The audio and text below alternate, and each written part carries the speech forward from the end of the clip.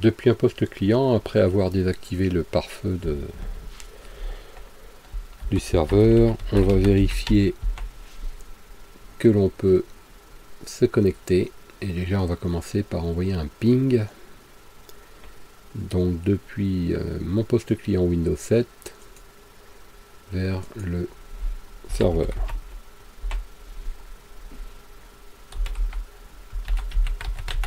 Donc ce poste client est configuré sur 172.30.01 et on va vérifier si on arrive à pinguer le serveur, ce qui est le cas.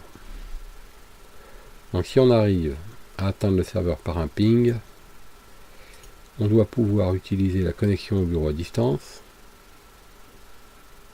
Alors la connexion au bureau à distance, si vous ne la trouvez pas dans votre menu ici, elle se cache dans le menu accessoires de tous les programmes, mais sinon il y a une astuce, vous tapez MSTSC, Microsoft Terminal Server Client, et c'est le raccourci pour le bureau à distance. Donc on donne l'adresse du serveur.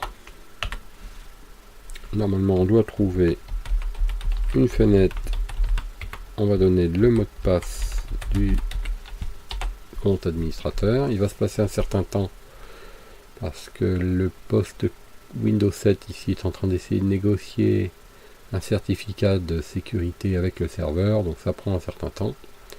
Et il va me le redemander à chaque fois si j'échange pas le certificat, donc je vais cocher cette case de façon à être tranquille la prochaine fois. Et je vais accepter la connexion. Alors là encore, ça va prendre un certain temps. Et après, je devrais pouvoir récupérer ma fenêtre de serveur. Voilà. Alors on peut voir ici que je me suis connecté directement sur le serveur. Et donc depuis le poste client. Alors je vais ici, donc j'ai mon client, et ce qu'on peut voir c'est que derrière le serveur s'est déconnecté puisque la session ne peut être ouverte qu'une seule fois. Donc si j'ai été connecté ici, que je me suis connecté là, et ben j'ai récupéré la session sur cette fenêtre là. Alors j'ai fait ça juste à titre de contrôle, du coup ça m'intéresse pas tellement de continuer comme ça. Donc je vais pouvoir me déconnecter et je vais reprendre la main ici sur mon serveur. Voilà. Bon, alors à ce stade là, la machine est en IP fixe, c'est un simple serveur, il n'y a pas encore de contrôle de domaine. Donc on va préparer maintenant l'arrivée du serveur Active Directory, donc les rôles, et on va promouvoir cette machine en tant que contrôleur de domaine. Alors à partir de maintenant, on va panacher plusieurs fois des commandes netshell, des commandes cmd, c'est-à-dire des commandes DOS, et parfois également des commandes PowerShell. Alors par exemple, dans les commandes PowerShell, il y a une commande déjà qui est assez intéressante pour nous. Alors pour la taper, il faut déjà rentrer dans PowerShell de cette manière. Et une fois qu'on est dans PowerShell, alors parfois il y a de l'inertie quand on rentre dans PowerShell avec une machine, parce qu'il va charger des librairies, il va charger des choses, donc parfois on n'a pas la main tout de suite, il faut attendre un petit peu. Une commande qui m'intéresse déjà, c'est d'aller chercher les capacités de fonctionnement de mon Windows, donc ses caractéristiques. Donc en tapant ça, il va défiler un certain nombre de choses qui vont être tout ce que mon poste serveur possède comme service et rôle, donc activé ou non activé. Alors c'est du texte, mais on peut voir des cases qui parfois sont cochées. Alors on va par exemple remonter et on va se rendre compte que par exemple les serveurs d'application de type HTTP par exemple n'est pas activé, en fait rien n'est activé. Le serveur DHCP n'est pas activé, le serveur DNS n'est pas activé. Un petit peu plus bas on devrait trouver les services Active Directory. Le service FTP n'est pas activé. Enfin, il n'y a pas grand chose activé. les services Active Directory Service ne sont pas activés, et on ne peut pas les cocher, bien entendu. Donc, la commande ici me permet de trouver les services. Et alors, quand j'ai repéré un service qui m'intéresse, et alors on va prendre l'exemple du DHCP, et je regarde dans la colonne Name ici, pour avoir son nom, où il s'appelle tout simplement DHCP, je vais pouvoir l'installer. Alors, au lieu de taper Get Window Feature, je fais Install. Donc, Window Feature, et vous mettez le nom en fait, alors par exemple moi DHCP. Alors cette commande en PowerShell va aller chercher et installer le service DHCP et tous les composants nécessaires à ce service. Donc install pour installer, uninstall si on voulait désinstaller un service. Voilà, donc ça prend un petit peu de temps parfois, mais ça se débrouille tout seul.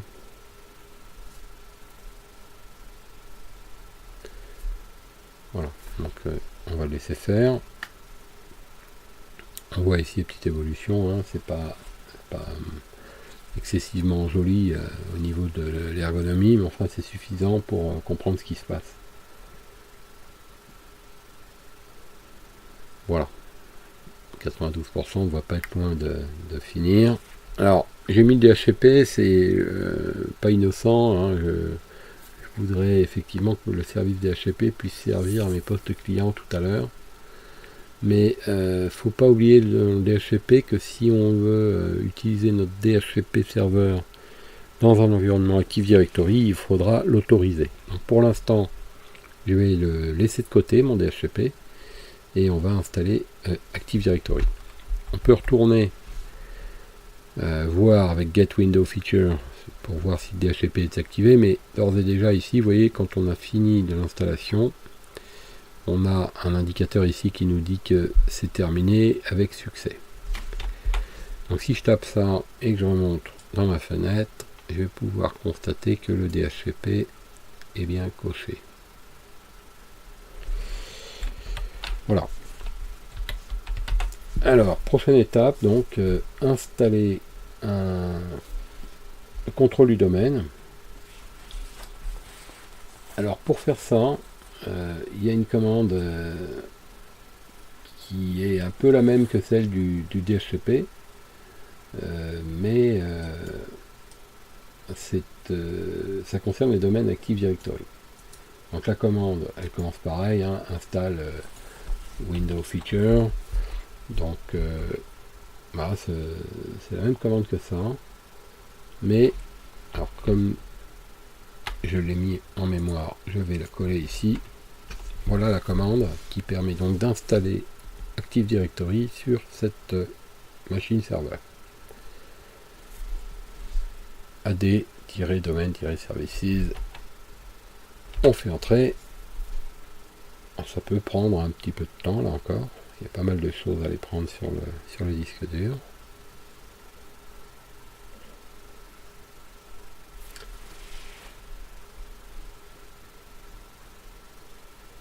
Voilà, ça avance doucement, mais ça avance.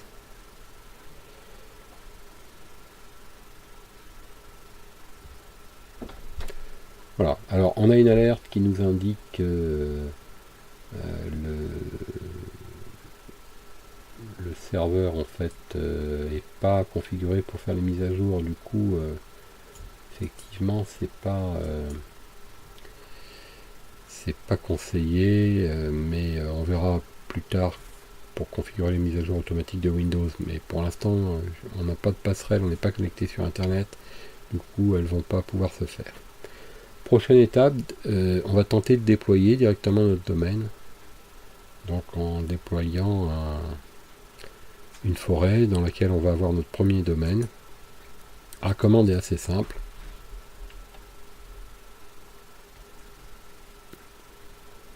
Et cette commande, en fait, elle va nous poser quelques questions. La première, c'est le nom du domaine. Donc, on va mettre un nom de domaine. Le mot de passe de restauration Active Directory en cas d'incident, répondre oui ou non, et c'est tout. Et maintenant on n'a plus qu'à contrôler. Alors il y a une évolution ici qui va se passer tranquillement, hein, c'est pas très bavard, mais vous allez voir ici, si vous surveillez cette zone là, qu'il y a une évolution qui va s'afficher. Et puis en bas on va voir aussi les avertissements, les informations en fait qui vont peut-être se succéder selon le cas. Voilà. Alors on laisse faire l'opération. À la fin de cette opération, en fait, on va redémarrer la machine et on aura installé un contrôleur de domaine Active Directory. La prochaine étape, ce sera, après ce redémarrage, de mettre en place le DHCP, de l'autoriser dans Active Directory et de le configurer pour que nos postes clients récupèrent une IP, récupèrent les paramètres DNS et récupèrent aussi l'adresse, enfin le suffixe du nom de domaine, et comme ça il sera facile pour eux de s'intégrer dans le domaine. Donc ça c'est la prochaine étape. Voilà, on voit ici qu'on a on voit que le DNS est en cours de configuration et on n'est plus très loin du compte à ce stade-là des opérations. Voilà. Alors, la machine va redémarrer. On peut l'interrompre si on veut. C'est ce que je vais faire ici. Mais elle redémarre dans une trentaine de secondes. Donc, l'opération s'est correctement déroulée. On ne voit pas le mot complet ici. Voilà. Alors, ben non, je ne l'ai pas interrompu. Vous voyez, elle redémarre. Donc, cette machine-là va mettre un peu plus de temps à redémarrer puisqu'elle est devenue un contrôleur de domaine. Et on va pouvoir contrôler que c'est effectif dès qu'on verra le premier écran, parce qu'il devrait y avoir écrit le nom du domaine qui précédera le nom de l'utilisateur. Donc moi, il doit y avoir marqué Saturne, le nom du domaine que j'ai choisi étant saturne.local. On devrait voir ce nom Saturne, suivi d'un anti-slash, suivi du compte administrateur, au moment où je vais tenter de me loguer pour la première fois. Donc si c'est le cas, j'ai déjà un moyen de contrôler la réussite de l'opération. Alors, on va le laisser démarrer. C'est bien sûr un peu plus long qu'un simple redémarrage, hein, puisque on est maintenant contrôleur d'un domaine et qu'il y a tous les services à activer, tous les services à configurer au démarrage.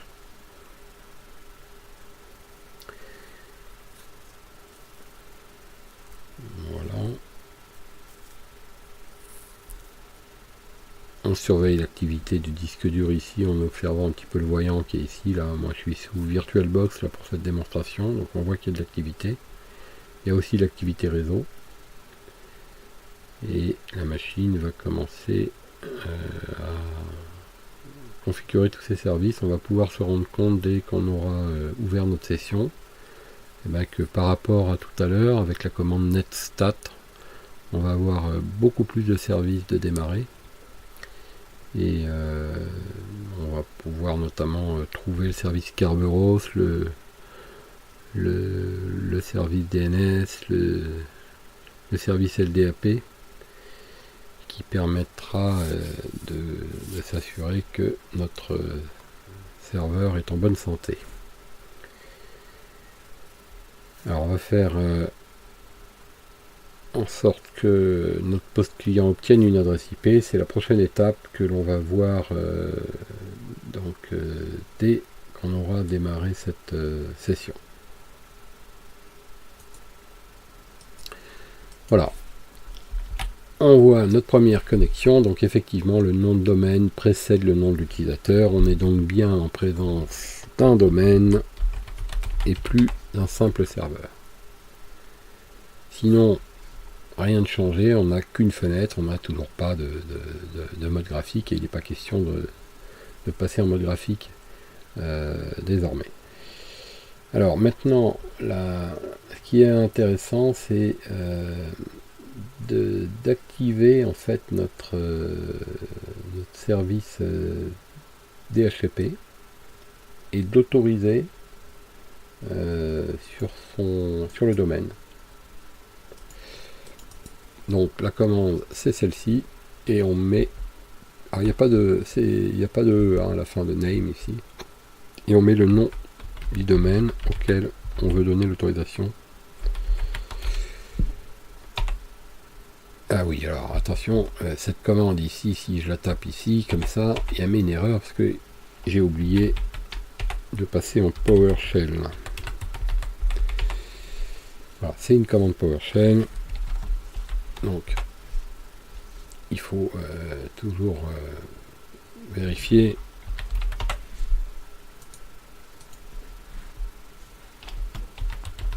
Turn.local.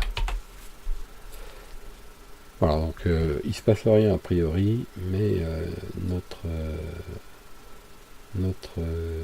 domaine a validé normalement le service DHCP.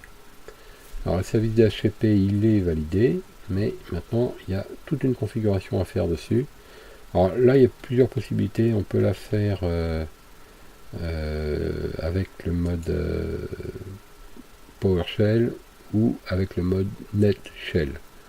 Donc je préfère le faire en NetShell, c'est un petit peu plus simple. Donc déjà, on peut contrôler. Alors pour ça, du coup, je vais sortir de PowerShell, exit. Je vais mettre au début de mon disque ici pour plus de clarté. Et on peut vérifier ce que je disais tout à l'heure, avant de poursuivre, pour se rendre compte qu'il y a beaucoup plus de ports ouverts que tout à l'heure. Et on peut le faire aussi pour UDP, mais alors pour UDP, ça va défiler parce qu'en fait il active, il nous montre tous les ports. Ce qui m'intéresse de voir avec UDP, c'est si le serveur DHCP est activé. Pour ça, je traque le port 67 qu'on voit ici. Donc le port 67, s'il est visible ici, et ben, c'est la preuve que mon serveur DHCP tourne déjà. On aurait d'ailleurs pu faire cette commande là pour pouvoir le traquer encore mieux. Là je mets un filtre d'affichage de .67, comme ça je le vois et je ne vois que lui. Donc s'il tourne, c'est bien. Par contre, si on prend un poste client et qu'on essaye donc, alors j'ai pas encore vérifié, mais mon poste client normalement n'a pas d'IP. Alors oui, si, il a l'IP qu'il avait tout à l'heure lorsque j'ai configuré sa carte. Donc je vais mettre cette carte réseau en mode DHCP. Et on va essayer d'obtenir une adresse IP depuis le serveur. Alors on voit déjà que ici une petite activité au niveau de mon serveur, de mon poste client, une petite activité ici qui démontrerait qu'il cherche à obtenir une adresse IP. Et vous pouvez constater qu'il a obtenu une adresse APIPA, donc ça veut dire que le DHCP n'a pas pu lui en fournir. Alors pour l'instant, on va laisser de côté la configuration du DHCP. Il faut savoir qu'il est tout à fait possible de configurer l'étendue d'adresse, les options et tous les paramètres qui seraient nécessaires en fait pour les postes clients, soit par des commandes NetShell, soit par des commandes PowerShell. Mais dans les deux cas, c'est pas ce qu'il y a de plus facile à faire. Alors je vais plutôt opter dans cette présentation pour une configuration qui se fera dans un deuxième temps par le biais en fait de l'interface d'administration à distance du DHCP une fois que le poste client aura été intégré dans le domaine. Donc la prochaine étape désormais ça va être l'intégration du poste une fois que le domaine sera établi, et donc après et seulement après on pourra intégrer les paramètres DHCP. C'est plus facile de le faire comme ça.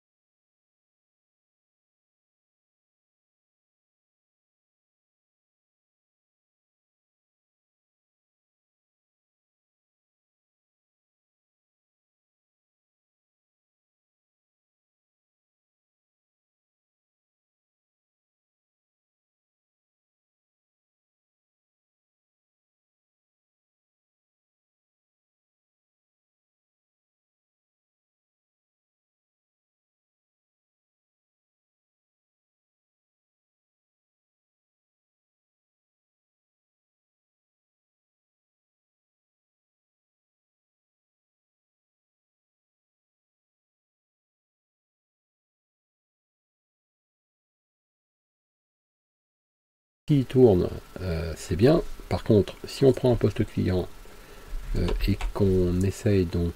alors, j'ai pas encore vérifié, mais mon poste client, normalement, n'a pas d'IP... alors oui, ici, il a l'IP qu'il avait tout à l'heure lorsque j'ai configuré sa carte. Donc je vais mettre cette carte réseau en mode DHCP. Et on va essayer d'obtenir une adresse IP depuis le serveur. Alors on voit déjà que ici une petite activité au niveau de mon serveur, de mon poste client, une petite activité ici qui démontrerait qu'il cherche à obtenir une adresse IP. Et vous pouvez constater qu'il a obtenu une adresse APIPA, donc ça veut dire que le DHCP n'a pas pu lui en fournir. Alors on va mettre cette machine de côté.